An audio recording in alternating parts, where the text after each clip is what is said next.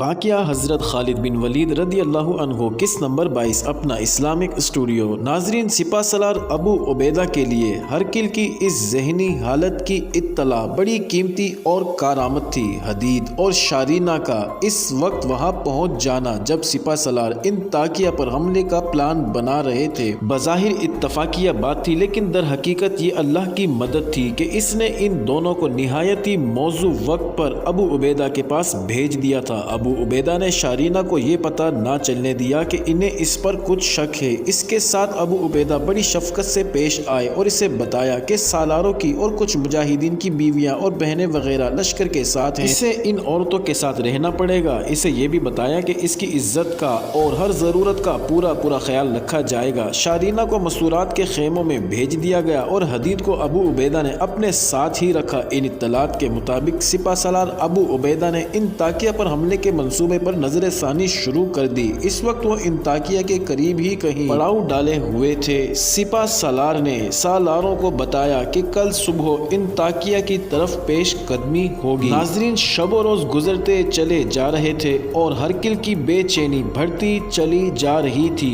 اسے جن کا انتظار تھا کہ وہ آئیں گے، ان میں سے کوئی بھی نہیں آیا۔ وہ غصے سے باولا ہوا جا رہا تھا۔ 7-8 دن اور گزر گئے ہوں گے کہ اسے اطلاع دی گئی کہ انطاکیہ سے اس کا ایک جرنیل راستین آیا ہے۔ ہرقل اچھل کر اٹھا، یہ کہنے کے بجائے کہ اسے فوراً اندر بھیجو، وہ خود دوڑتا باہر نکل گیا۔ اس کے سامنے اس کا ایک جرنیل جس کا نام راستین تھا کھڑا تھا، لیکن اس کی حالت ایسی ہو رہی تھی جیسے وہ کھڑا ہونے کے قابل نہیں۔ ہرقل کو دیکھ کر اس نے رومی انداز سے سلام کیا، لیکن بڑی مشکل سے اس نے اپنا بازو اوپر اٹھائے۔ اس کے چہرے کا رنگ زرد تھا، جیسے جسم میں خون کا ایک قطرہ بھی نہ بچا۔ کیا تم زخمی ہو راستین؟ ہرقل اس تک پہنچ کر دونوں ہاتھ اس کے کندھے پر رکھے اور پوچھا۔ نہیں قیصر روم، راستین نے تھکی ماندی آواز میں جواب دیا۔ جسم پر کوئی زخم نہیں، دل بری طرح زخمی ہے۔ ہرقل نے دربان کو حکم دیا کہ راستین کو سہارا دے اور اندر لے جا کر بٹھا دے۔ وہاں محافظ دستے کی کچھ آدمی بھی موجود تھے۔ سب دوڑے آئے اور راستین کو سہارا دینے لگے، لیکن اس نے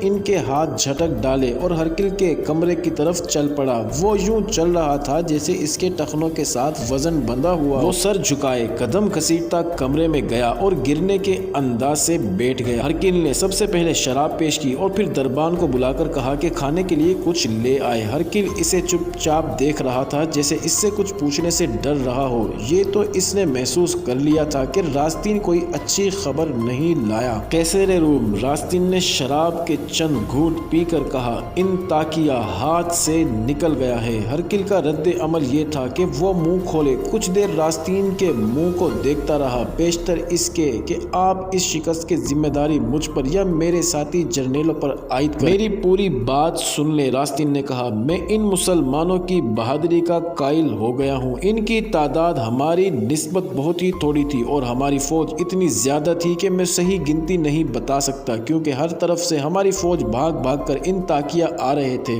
میں مان نہیں سکتا کہ مسلمانوں کو معلوم نہ تھا کہ انطاکیہ میں اتنی زیادہ فوج ہے، اور انطاکیہ کی دیوار دفاعی لحاظ سے اس قدر مضبوط شہر ہے کہ اسے کوئی بیرونی حملہ آور سر نہیں کر سکتا۔ مسلمانوں کو تمام احوال و کوائف معلوم تھے، پھر بھی وہ حملے کے لیے آ رہے تھے۔ کیا تم لوگوں نے میرے حکم پر عمل نہیں کیا تھا؟ ہرقل نے غصیلی آواز میں کہا۔ میں نے تم لوگوں سے کہا تھا کہ مسلمان انطاکیہ کی طرف پیش قدمی کریں تو انہیں انطاکیہ تک پہنچنے ہی نہ دیا جائے اور فوج کو باہر نکال کر ان پر حملہ کر دیا جائے اور پھر پہاڑوں اور چٹانوں سے پورا فائدہ اٹھایا جائے۔ ہاں قیصر روم، راستین نے کہا، ہم نے آپ کے حکم پر ہی عمل کیا تھا۔ جو ہی ہمیں اطلاع ملی کہ مسلمانوں کا لشکر انطاکیہ کی طرف آ رہا ہے تو ہم نے فوراً اپنی فوج کو تیار کیا اور اسے باہر لے آئے۔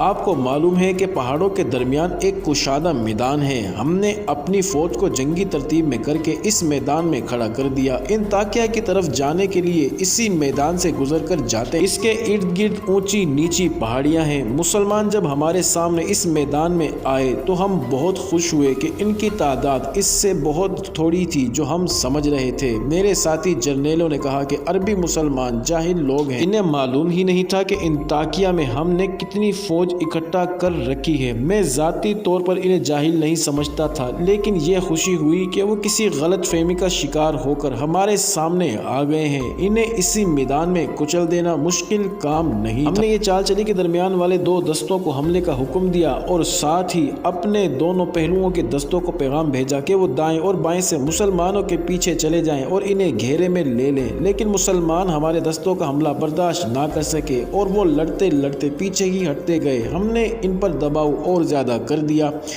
اور ان کا پیچھا نہ چھوڑا، پہاڑوں کے اندر چلے گئے اور ہمارے دستے ان کے سر پر سوار رہے۔ مسلمان دراصل بھاگنے کی کوشش میں تھے۔ جب ہمارے زیادہ سے زیادہ دستے پہاڑوں کے اندر چلے گئے تو ہم سمجھے کہ مسلمانوں نے ہمیں ایک جال میں پھانس لیا ہے جس سے ہم آسانی سے نکل نہیں سکیں گے۔ انہوں نے چال یہ چلی تھی کہ تھوڑی تھوڑی نفری کر کے 3-4 دستے ہمارے سامنے کیے اور پسپائی کا تاثر دیتے ہوئے وہ پیچھے ہٹے اور ہم نے زیادہ سے زیادہ فوج ان کے پیچھے پہاڑیوں میں بھیج دی اور نعرے لگوائے کہ ایک بھی مسلمان یہاں سے زندہ واپس نہ جائے۔ مسلمانوں نے پہاڑیوں کے ڈھلانوں پر اور گھنے درختوں پر تیر انداز اور پرچیاں پھینکنے والے آدمی چڑھا رکھے۔ ہمارے آگے پسپا ہونے والے دستے تو ادھر ادھر ہو گئے، لیکن ہم پر تیروں اور برچھیوں کا جو می برس پڑا اس نے ہماری فوج میں سے کسی خوش قسمت کو ہی باہر نکلنے دیا ہوگا۔ ہمارے کسی جرنیل نے گھبرا کر یہ احمقانہ کام کیا کہ باقی ماندہ فوج کو بھی مسلمانوں کے پیچھے پہاڑیوں کے اندر بھیج دیا۔ ہم بڑی مشکل سے ان پہاڑیوں میں سے نکلے۔ ہماری تنظیم اور ترتیب تباہ ہو چکی تھی اور سپاہی اپنے اپنے طور پر وہاں سے نکلنے کی کوشش کر رہے تھے۔ ہم یہ لڑائی ہار چکے تھے، لیکن ہم انطاکیہ ان مسلمانوں کو کسی بھی قیمت پر نہیں دینا چاہتے تھے۔ ہم جتنے سپاہی اکٹھا کر سکے وہ کیے۔ تعداد تو بہت ہی تھوڑی رہ گئی تھی، جانی نقصان بے پناہ ہوا اور شدید زخمیوں کی تعداد اور بھی زیادہ تھی۔ بہرحال ہم جتنے صحیح اور سلامت سپاہی اکٹھا کر سکے انہیں لے کر انطاکیہ کی طرف چل پڑے۔ جب ہم قلعے کے دروازے پر پہنچے تو تمام دروازے اندر سے بند تھے۔ بہت شور شرابہ کیا کہ دروازے کھول دو، لیکن دیواروں کے اوپر سے ہم پر تیروں کی بوچھاڑ آنے لگی۔ تب پتہ چلا کہ مسلمان شہر میں داخل ہو چکے ہیں اور دروازے انہوں نے ہی بند کیے ہیں۔ تو کیا انطاکیہ بھی ہمارے ہاتھ سے نکل گیا ہے؟ ہرقل نے حیرت زدہ لہجے میں پوچھا اور راستین کے جواب کا انتظار کیے بغیر بولا، یہی تو ایک مضبوط قلعہ ہمارے پاس رہ گیا تھا۔ یہ تمہاری نالائکی کا نتیجہ ہے۔ تم سب بزدل ہو گئے ہو۔ میرے 2 ساتھی جرنیل مارے گئے ہیں اور تیسرا شدید زخمی ہو گیا ہے۔ راستین نے کہا، میں جانتا تھا آپ شکست کا الزام ہمارے ہی منہ پر تھوپیں۔ میں نے پہلے ہی عرض کی ہے کہ میری پوری بات سن لیں۔ میں بھی جانتا ہوں کہ آپ کا قہر اور عذاب مجھ پر کس طرح گرے گا، لیکن میں شکست کی جو وجوہات ہیں وہ ضرور بتاؤں گا۔ آپ کے حکم سے ہم نے شہر سے باہر آ کر مسلمانوں کو روکا۔ آپ کہتے تھے کہ مسلمان انطاکیہ کا محاصرہ نہ کر سکے، کیونکہ محاصرہ ہو گیا تو انطاکیہ کی ساری فوج اندر ہی بند ہو جائے گی اور نہ جانے محاصرے میں کتنا عرصہ گزر جائے۔ آپ نے کہا تھا کہ ہمارے پاس اتنا وقت نہیں اتنے مضبوط قلعے سے باہر آ کر لڑنا ہماری حماقت تھی اور اس کی ہمیں بڑی سخت سزا ملی ہے۔ قیصر روم ایک اور پہلو بھی ہے جسے ہم ہمیشہ نظر انداز کرتے رہے، اس کا تعلق شہری لوگوں کے ساتھ ہے۔ آپ نے ان پر اس قدر زیادہ ٹیکس اور دیگر محصولات عائد کر دیے تھے جو لوگوں کی برداشت سے باہر تھے۔ پھر آپ نے مذہب میں بھی دخل اندازی کی۔ اتنا بڑا ملک ہماری سلطنت میں سے نکل گیا ہے۔ میں جانتا ہوں کہ آپ کو اس کا کتنا زیادہ صدمہ ہوگا۔ میں اپنا فرض سمجھتا ہوں کہ آپ کو ان وجوہات سے آگاہ اور خبردار کر دوں جنہوں نے آج یہ روز بد دکھایا ہے۔ ایک تو یہ ٹیکس وغیرہ تھے جن سے لوگوں میں یہ بات پھیلی کہ بادشاہ اور اس کے جرنیل اور سارے کا سارا شاہی خاندان لوگوں کو بھوکا رکھ کر اپنی عیاشی کے اخراجات پورے کر رہا ہے۔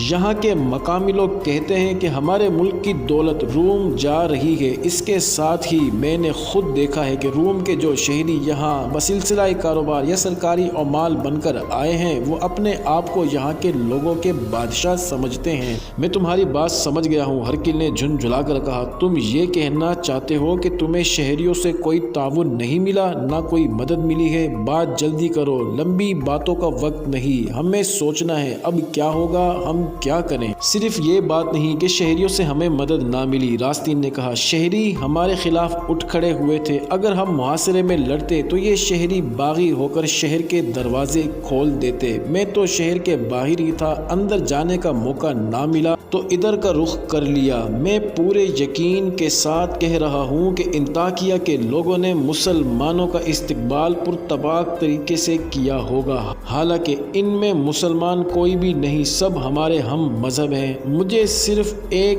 اور موقع مل جانے دو، ہرکل نے کہا۔ یہ لوگ ٹیکسوں کی اور شاہی خاندان کی عیاشیوں کی باتیں کرتے ہیں، میں ان کی رگوں سے خون بھی نچوڑ لوں گا۔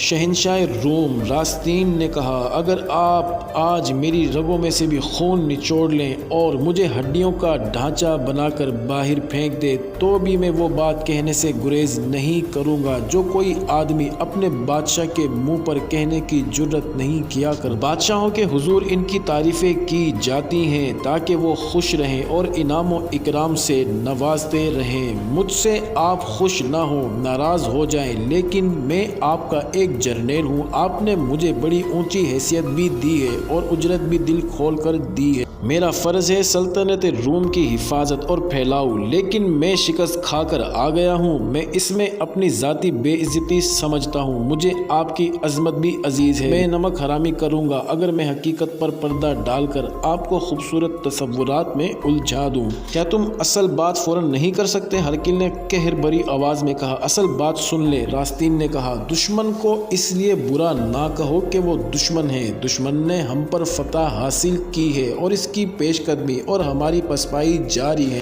دیکھو اور غور کرو کہ دشمن میں وہ کون سی طاقت ہے اور ہم اس طاقت سے محروم کیوں ہو گئے ہیں۔ ہم لوگوں کی رگوں سے خون نچوڑ لینے کے ارادے باندھ دیتے ہیں، مگر ہمارا دشمن اپنے ساتھ ایک نظریہ اور ایک عقیدہ لایا ہے جو لوگوں کی رگوں میں خون ڈالتا ہے، نچوڑتا نہیں۔ ہمارے دشمن کا عقیدہ انسان کو انسانیت کا مقام دینا ہے، تو کیا ہم بھی اسلام قبول کر لیں؟ ہرکل نے طنز بھرے لہجے میں کہا، کیا تم اسلام کو عیسائیت سے افضل سمجھتے ہو؟ سلطنت روم کے بادشاہ، راستین نے کہا، یہاں سوال یہ نہیں کہ افضل اسلام ہے یا عیسائیت، اصل سوال یہ ہے کہ وہ کون ہے جو انسانیت کو پوری تکریم اور تعظیم دیتا ہے۔ اس وقت صرف مسلمان ہیں جو انسان کو وہ انسان سمجھتے ہیں جو خدا نے پیدا کیا تھا۔ عملاً یوں ہوا کہ شام کے ایک شہر سے لوگ اگلے شہر پہنچتے ہیں تو وہاں کے لوگوں کو بتاتے ہیں کہ مسلمانوں کی اطاعت فوراً قبول کر لینا، کیونکہ وہ انسان کو انسانیت کے پورے حقوق دیتے ہیں اور وہ رومیوں جیسے بادشاہ نہیں۔ لوگ یہ بھی مشہور اور یہ ہے بھی صحیح کہ مسلمان فوج جس بستی اور شہر کو فتح کرتی ہے وہاں لوٹ مار نہیں کرتی، نہ وہ کسی عورت پر ہاتھ اٹھاتی ہے۔ قیصر روم، مسلمانوں نے ہر اس بستی میں لوگوں کے ساتھ ایسا ہی باعزت سلوک کیا اور لوگوں نے انہیں دل و جان سے قبول کیا۔ ہم جہاں جاتے ہیں سب سے پہلے وہاں کے لوگوں کے گھروں سے اور خوبصورت لڑکیاں سمیٹ ہیں اور کچھ شاہی محل میں پہنچاتے اور کچھ اپنی ملکیت میں رکھ لیتے ہیں۔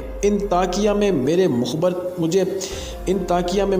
مجھے بتاتے رہتے تھے کہ یہاں کے لوگ مسلمانوں کو نہ صرف یہ کہ پسند کرتے ہیں بلکہ ان کے انتظار میں ہیں۔ ہماری شکست کی اصل وجہ یہ ہے۔ معزز ناظرین، جاری ہے قسط نمبر 23، اگلی ویڈیو میں دیکھنا مت بھولیے گا۔